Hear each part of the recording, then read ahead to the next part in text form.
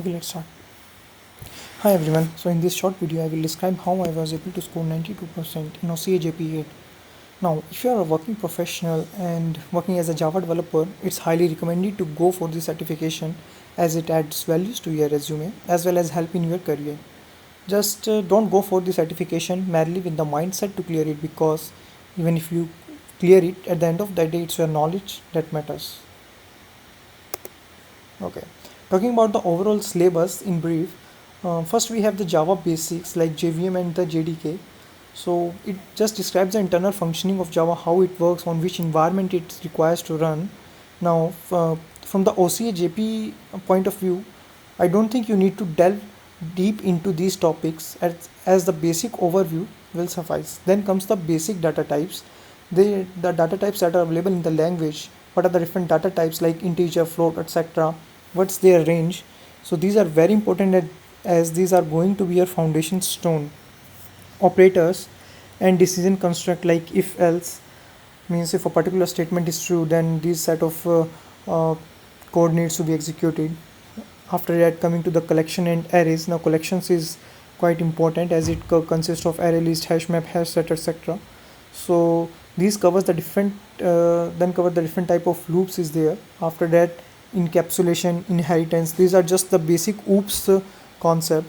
After that, exception is the one which is quite important, and some changes that were added, some new classes that were added in the version 8. Now up till here, up till this exception thing, everything was covered in Java 7. Now in Java 8, these things were quite new, like date time is there, lambda is there. There were changes in the interface also. Now we can provide the implementation in interface. So these are some new changes that were provided in the Java version 8. So if you have knowledge of Java 7 version, then you just need to go through these new concepts. Now let's move back to the important topics. So the one straightforward rule is that master the basics. If your basics are not clear, then there is no point in going for certification. Believe me, you will not be able to clear the exam if your basic itself are not clear. Basic syntax and basic data types, these covers the core foundation of any programming language, be it C, C++, Java. After that, it covers the method overloading and method overriding. Now inside the method overriding, how the exception hierarchy works here, it is very important to know this concept.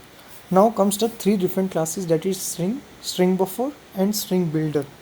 Now these three different classes are extremely important from the certification point of view. So you will see a lot of questions that are directly related to these three classes particularly. So I will highly recommend you to go through every other function that are available in these three classes at least, because uh, believe me, these three classes will cover a lot of weightage in the exam. You might get a question related to a string class wherein a string object is making use of the string buffer, so that will result in a compile time error. So that thing will be there. These type of questions will definitely be there. After that, compiled error and the runtime error, you should be able to make the difference, tell the difference whether it's the compiler error or the runtime error. After that, collections is quite important, and in the collections I will go for the array list and the hash set, because these are the two because these two classes are widely used. So in the lambda, you can expect one or two questions. So one or two questions you can definitely expect in the lambda. Changes, yes. So after that, let's go to the points to consider. So let's say you have prepared very well. Now what are the points that you should consider? So in the test, make sure that typo, you have checked the typo. For example, class with capital uppercase C and class with small case C is not the same. They are different, right? So if I am writing capital class, it should result in a compile time error, right? So make sure you are checking the typo before attempting any questions. So another point will be opening and the closing parentheses. Make sure you have checked whether there are proper opening and proper closing, equal number of opening and closing parentheses are there or not. then after that check for the compiler error before going for runtime error. So before you start going to solve the questions, just check whether there is any kind of compiler error is there or not. Exception hierarchy, I will again I will say that make sure that you are well versed with the exception hierarchy, because with there are a lot of questions that will involve this exception topic. The basic should be strong, don't leave any basic topic at all. Okay, after that just attempt a lot of mock paper and just understand the overall flow over there. Yeah, so these are the type of questions that can be asked over there. The majority of them will be the MCQ only, and yeah, there will be some questions also which will have multiple correct options. So this is just the example, just the sample questions that you can expect over there.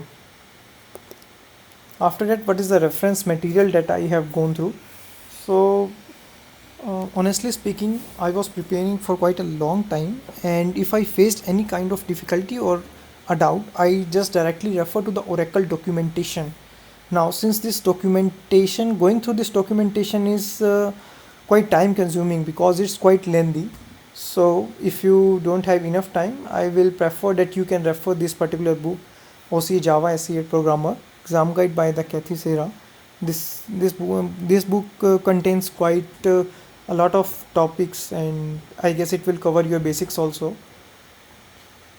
And also you will find that in this particular book there are several MCQs at the end of each chapter.